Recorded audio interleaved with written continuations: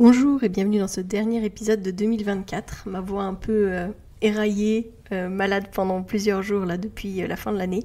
Raison pour laquelle il n'y a pas eu d'épisode la semaine dernière notamment.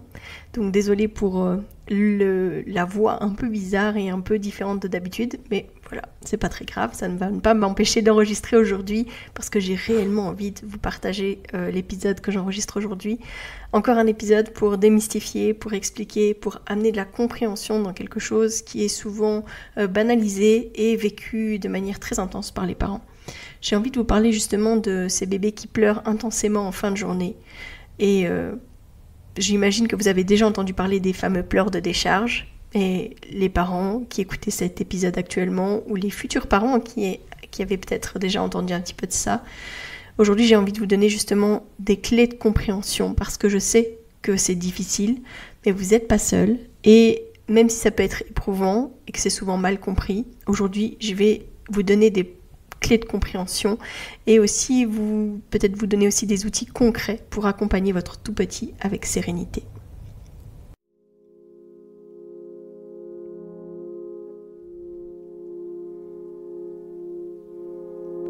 Bienvenue sur Sage-Femme Authentique, le podcast qui ouvre les portes de la connaissance et de l'empowerment en matière de naissance.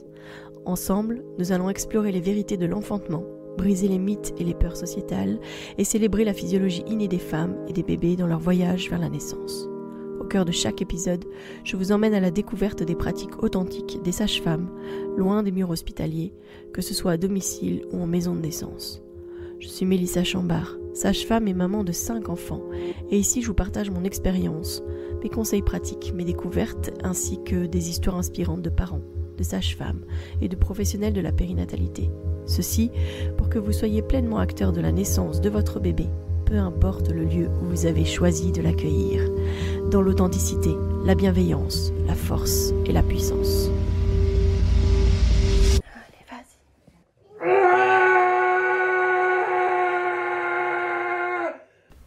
Alors rien que le terme pleurs de décharge, je suis désolée, mais ça amène déjà à beaucoup de débats. Pleurs de décharge, quand on demande aux gens qu'est-ce que c'est exactement, souvent on nous dit que c'est le bébé qui décharge les tensions, les peurs, les angoisses qu'il a pu avoir au cours de la journée. Comme si les bébés étaient des éponges émotionnelles qui relâchent la pression à heure fixe. Les bébés, ce sont, c'est vrai, des éponges émotionnelles, mais en fait, ils s'expriment directement leur mal-être, leur ressenti psychique, j'ai envie de dire, en tout cas émotionnel, aussi rapidement qu'ils expriment leur inconfort physique. Donc ils n'attendent pas des heures fixes pour décharger, pour pleurer un grand coup pendant plusieurs heures, pour dire de libérer toutes ces tensions que potentiellement ils auraient pu avoir. Puis il faut se dire aussi que si jamais c'était ça qu'ils avaient besoin de décharger, c'est qu'ils vivent quand même des choses vraiment atroces chaque jour. C'est quand même assez interpellant. Non, ce qui se passe par contre, c'est que les pleurs surviennent souvent dans les premières semaines parce que le bébé fonctionne encore sur un rythme ultradien de 25 heures qui est plutôt lié à sa vie intra-utéro. Et la transition vers un rythme circadien de 24 heures va commencer seulement vers 2 à 3 mois, période où justement le bébé va commencer à distinguer le jour et la nuit. Et pourtant j'entends souvent des parents qui essayent de mettre en place des choses dès le début pour essayer de faire comprendre au bébé quand est-ce que c'est le jour et quand est-ce que c'est la nuit. Alors que dans la réalité, le bébé il n'est pas du tout dans le même rythme que nous et il va pas du tout être susceptible d'être... de changer ses habitudes juste pour une question de luminosité et de bruit.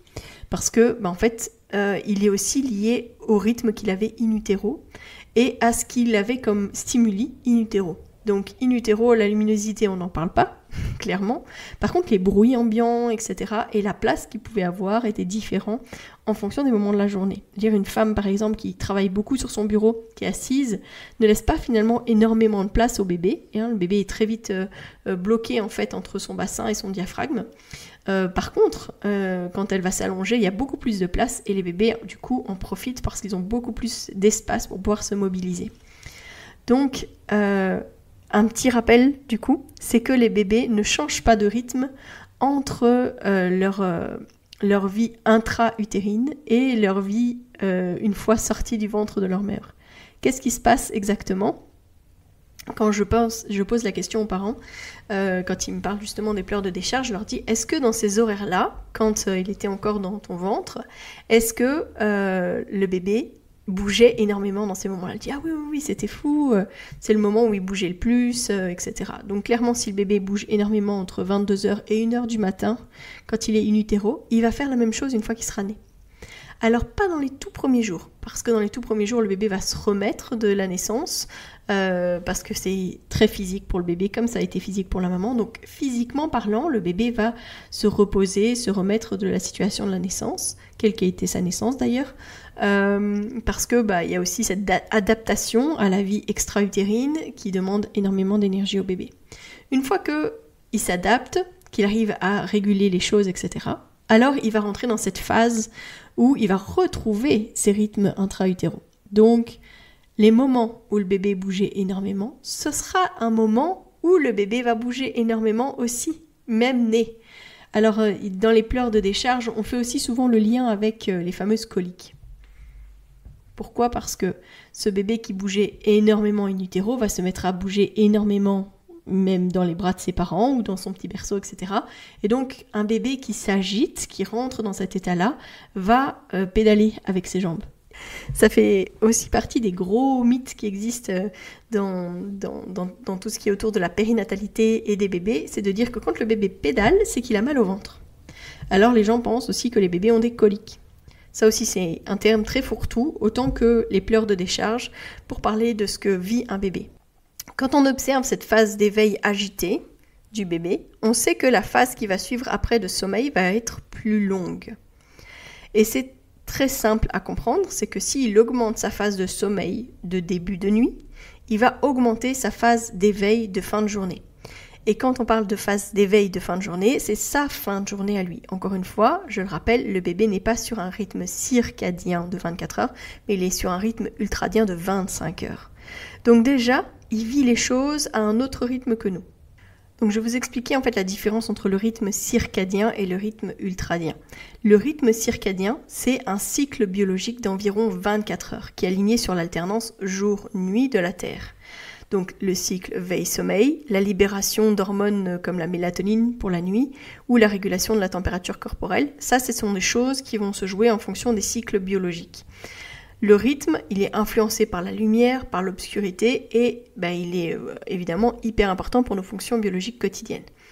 Le rythme ultradien, c'est un cycle biologique plus court que 24 heures, mais qui peut se répéter plusieurs fois par jour. Et on sait que le bébé fonctionne plus sur un rythme de 25 heures. Donc les phases de sommeil, comme les périodes d'éveil ou d'activité chez le nouveau-né, ça va être des rythmes qui concernent ses fonctions physiologiques, mais qui se produisent plus souvent. Donc le rythme circadien, c'est un cycle d'une journée complète, 24 heures, alors que le rythme ultradien, c'est un cycle plus court qui peut se répéter plusieurs fois au cours d'une journée.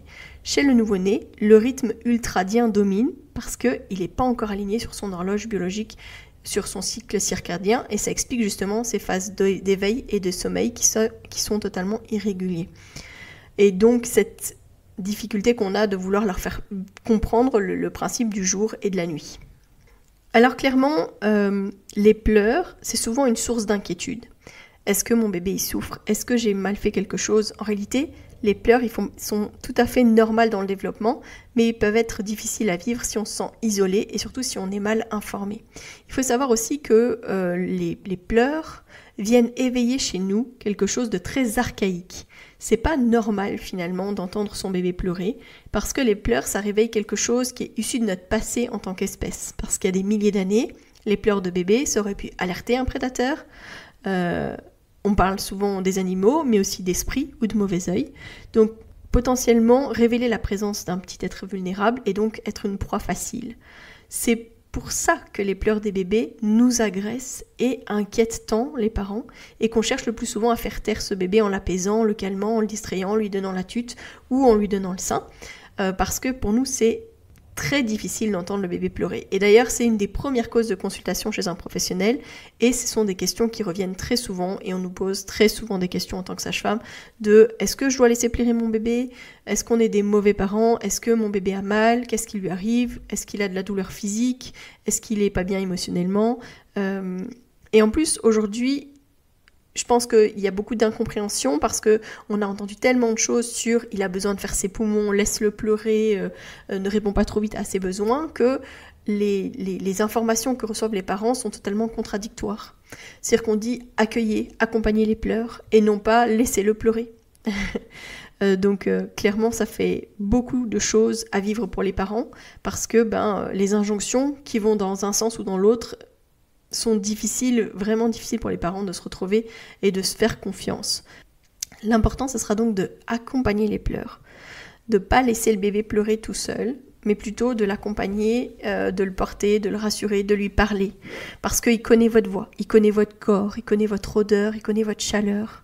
Et donc ça va énormément aider le bébé, même dans ces moments où en fait finalement il est inconsolable de savoir qu'il n'est pas seul. Vous savez, c'est comme quand vous vivez quelque chose d'émotionnellement ou de physiquement très difficile, parce que on vit tous à un moment donné des situations comme celle-là, mais qu'on a quelqu'un tout près de soi, soit qui a une main sur notre épaule ou qui a des mots pour nous apaiser, qui nous parle sans arrêt, etc. C'est une aide très précieuse qu'on peut ressentir en tant qu'adulte, et c'est exactement la même chose que peuvent ressentir nos petits humains. Donc vraiment, en tant que parent, vous rappelez que ces pleurs viennent vous heurter, viennent vous faire mal, viennent vous questionner aussi sur la manière dont vous gérez les choses avec votre bébé, parce que tout bon jeune parent se pose énormément de questions. C'est assez rare que les parents soient tout schulz, tout sans question, tout bien, tout zen, mais au contraire, en fait, ont toujours un peu peur de mal faire, peur de l'échec, et que, au contraire, rappelez-vous que c'est une opportunité d'accompagner différemment votre bébé. Clairement, si la fin de journée de votre bébé se situe plus au début de votre nuit à vous, c'est beaucoup plus difficile physiquement à tenir. Et donc, dans les choses à mettre en place, c'est de ne pas oublier de se reposer en journée. Si les nuits sont difficiles, il n'y a pas de secret. Il faut pouvoir prendre soin de soi et faire des siestes, des micro-siestes au cours de la journée pour pouvoir mieux gérer. Parce que la bienveillance envers les autres fonctionnera d'autant mieux si vous avez de la bienveillance envers vous-même. Accompagner les pleurs d'un nouveau-né pendant plusieurs heures, c'est très très lourd, très difficile. Donc, le faire en étant reposé va être quand même plus facile que de le faire en étant déjà fatigué. Travaillez en relais aussi, c'est-à-dire que si vous n'êtes pas parent solo, faites en sorte de pouvoir faire des roulements pour que ce ne soit pas toujours la même personne qui s'occupe du bébé pendant tout le temps où le bébé pleure énormément. C'est très difficile d'entendre souvent des parents qui me disent « mais en fait il a fini par s'endormir d'épuisement, je le sens bien, je le vois bien, etc. » Mais c'est parfois vrai. Il y a des bébés aussi qui pleurent, qui chouinent beaucoup avant de s'endormir. Moi j'ai eu plusieurs de mes enfants qui avaient ça aussi. Donc ça peut être un peu perturbant, difficile de voir qu'en fait le bébé a besoin de passer par cette phase de je pleure, effectivement j'exprime quelque chose avant de m'endormir parce que on se demande toujours si c'est ok ou si c'est pas ok, comment est-ce que ça se passe pour eux, etc. Donc vraiment c'est important de pouvoir faire des roulements et de ne pas être seul dans cette situation-là. Ce bébé qui s'agite dans cette fin de journée pour lui, qui peut être votre début de nuit, voire des fois votre milieu de nuit. J'avais des parents qui étaient réveillés systématiquement entre minuit et 2h du matin. C'était assez compliqué pour eux. Le bébé ensuite, normalement, va avoir cette première phase de sommeil après, qui va être beaucoup plus longue. Alors si c'était toutes les 2 heures, c'est peut-être toutes les 3. Enfin, c'est pas non plus une grande nuit en soi, mais qui va augmenter de plus en plus au fur et à mesure. S'il augmente sa phase de sommeil de début de nuit, il augmente sa phase d'éveil de fin de journée.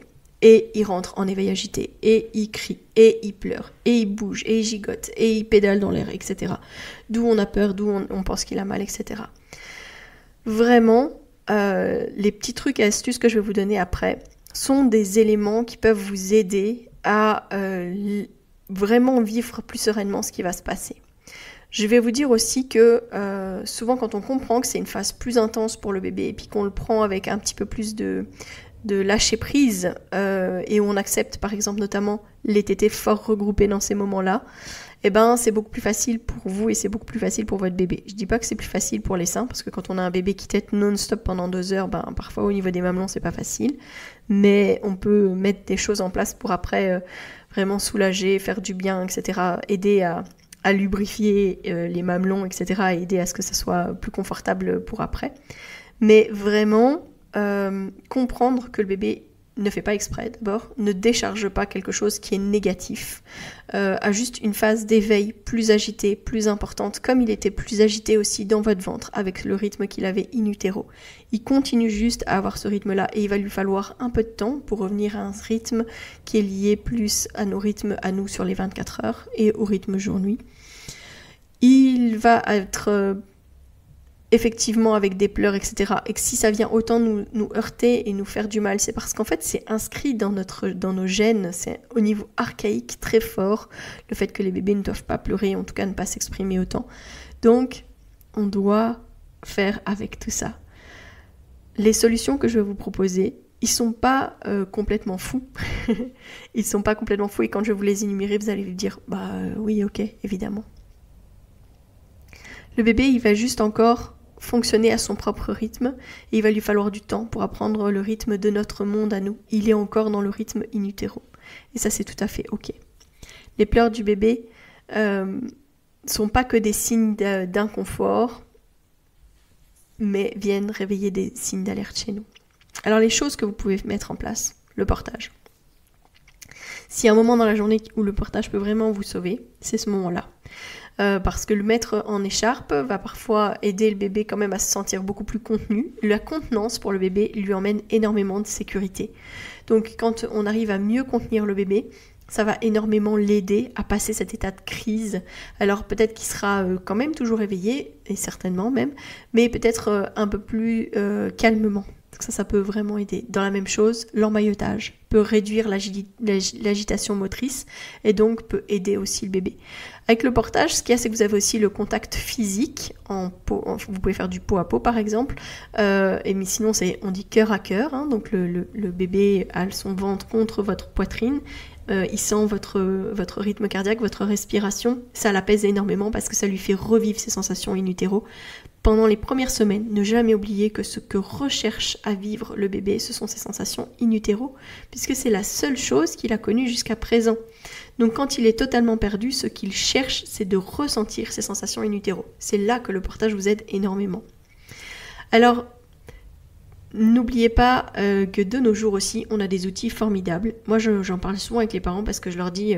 Je crois qu'il y a des choses, j'aurais aimé que ça existe à l'époque de mon fils notamment, parce que on est souvent beaucoup plus impacté par ces pleurs de bébé pour le premier, parce que j'ai l'impression d'avoir moins mal vécu ça pour mes 4 autres enfants. Mais en tout cas pour mon premier, je me souviens que ça a été difficile, puis j'avais pas beaucoup de relais parce que je vous en ai déjà parlé aussi, mais j'avais mon mari qui était plutôt en décompensation et c'était lui qui avait quelque chose au niveau postpartum où c'était difficile pour lui et ça avait été jusqu'à une hospitalisation pour lui. Donc j'ai été plutôt seule dans mes premiers mois avec mon fils et c'était vraiment très très difficile de l'entendre pleurer, c'était très très difficile d'être seule, d'être isolée, etc. Pas de famille autour de nous. Mais là, ce que j'explique aux gens, c'est que parfois le fait d'arriver à se détacher au niveau sensoriel de ce qui est en train de se passer peut beaucoup aider. Et je pense notamment à des outils formidables qui sont sortis ces dernières années, les casques Bluetooth, qui en plus font de la réduction de bruit sonore environnant. Mais ça, c'est extraordinaire. Ça veut dire que vous pouvez vous mettre de la musique dans les oreilles, quelque chose d'apaisant pour essayer de diminuer justement aussi à vous les hormones de stress, le cortisol, etc. Mais plutôt amener de l'ocytocine parce que ça aussi, ça se transmet toujours aussi bien. Et donc vous pouvez vraiment essayer d'apaiser le bébé comme ça. Donc avoir vous quelque chose d'apaisant dans les oreilles, ce qui va vous aider à accompagner beaucoup plus facilement les pleurs de votre bébé. Donc le bébé en écharpe, on tapote sur ses petites fesses par exemple. Ça, le tapotage aussi, ça rassure énormément les bébés. Alors pourquoi est-ce que tapoter rassure beaucoup ? Mais parce qu'il ne faut pas oublier que le bébé avait toujours quelque chose qui pulsait à côté de lui, c'était son cordon ombilical. Donc quand on tapote sur le bébé, en fait ça lui redonne les sensations in utero de son petit cordon qui battait à côté de lui. C'est pour ça que c'est quelque chose qui apaise énormément les bébés. Donc le casque audio qui réduit le bruit et qui fait qu'on peut juste être là en présence, parler à son bébé, le rassurer, mettre les mains en conscience sur lui, etc. Tapoter sur ses petites fesses par exemple, ça va aider à passer ça. Et puis si vous êtes ok avec le fait de donner le sein et de changer, d'alterner, etc., que c'est une période où le sein, ça aide énormément le bébé parce que toujours la même chose, le sein ça sert à manger, à boire, ok, mais pas que. Ça sert à se rassurer énormément. Et dans les phases où il est fort agité en fin de journée, eh ben, le sein apaisant, il est merveilleux. Mais il faut accepter effectivement le fait que c'est assez intense à ce moment-là. D'où l'importance du relais. Ça peut être le papa qui prend en portage, qui rassure, etc. Pendant que la maman, par exemple, prend sa douche et se prépare pour ensuite l'heure et demie qu'elle va avoir à nouveau intense avec le bébé qui va venir au sein, à droite, à gauche, à droite, à gauche, à droite, à gauche, en changeant les positions, etc. Parce que du coup, on peut avoir juste des périodes où le bébé est plus agité, demande beaucoup, mais ne hurle pas et ne pleure pas. Comme on l'imagine vraiment dans les pleurs de décharge. Voilà. J'espère que du coup, ça vous a apporté des éléments, en tout cas pour comprendre pourquoi est-ce que les bébés pleurent. Donc reconnaître que c'est pas évident en fait, mais pourquoi est-ce que les bébés font ça. Ensuite, de comprendre cette différence jour-nuit et puis c'est le fait que le bébé lui fonctionne par petits rythmes au fur et à mesure de la journée, donc n'a pas du tout le même mode de fonctionnement que nous.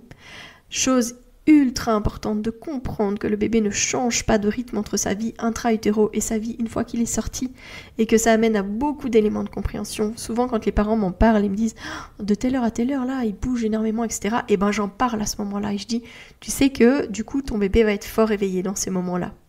Ah oui, c'est vrai ça. Parce que quand je leur en fais prendre conscience en prénatal, c'est souvent plus facile de le vivre en postnatal. Parce que du coup, c'est une réalité qu'ils ont déjà un peu mis, en tout cas, dans leur tête, et ça leur permettra de mieux comprendre leur bébé une fois qu'il sera né. De ne pas oublier non plus à quel point les pleurs de bébé viennent réveiller quelque chose d'archaïque, de reptilien chez nous, qui est lié à notre histoire, qui est lié à ce qu'on était, nous, en tant que mammifères, et que pouvoir s'en prémunir, à utiliser les outils qui sont à notre portée pour pouvoir l'aider, ça peut vraiment nous aider aussi à traverser ces moments ultra intenses. Rappelez-vous aussi, si vous êtes en plein là-dedans, si vous vivez actuellement ces moments intenses avec votre bébé, ça va passer. Je vous promets, ça va passer. Alors, si vous connaissez des parents qui vivent actuellement des moments aussi intenses et qui pourraient avoir besoin d'entendre tout ça, partagez cet épisode. Envoyez-leur un petit message en disant « Tiens, Sage-Femme Authentique a fait un épisode sur ce sujet, je pense que ça pourrait t'aider. » Et dites-moi aussi en commentaire, moi j'ai envie de savoir quelles sont vos stratégies pour apaiser vos bébés dans ces périodes de pleurs. Parce que j'ai pas la science infuse et je vous donne certains points, certaines choses que je sais qui peuvent aider, comme aussi la chaleur peut aider, comme parfois le bain peut aider. J'ai des parents qui me disent qu'ils donnent le bain le soir. Moi après je vous dis souvent que le bain, il faut pas en donner tous les jours, donc si c'était la solution miracle, ça fonctionnerait, mais c'est pas forcément la solution miracle. Et puis surtout, je vous ai déjà parlé du bain, vous pouvez aller réécouter l'épisode sur le bain qui vous explique pourquoi est-ce que c'est important de ne pas donner le bain tous les jours. Voilà, je vous donne rendez-vous le 1er janvier pour le premier épisode de J'envoie. J'ai hâte de commencer ce nouveau défi avec vous. Un épisode par jour pendant tout le mois de janvier avec des thématiques ou des contraintes techniques qui me seront imposées par mes acolytes. Donc je vous donne rendez-vous en tout cas le 1er janvier pour le premier épisode. Et d'ici là, portez-vous bien.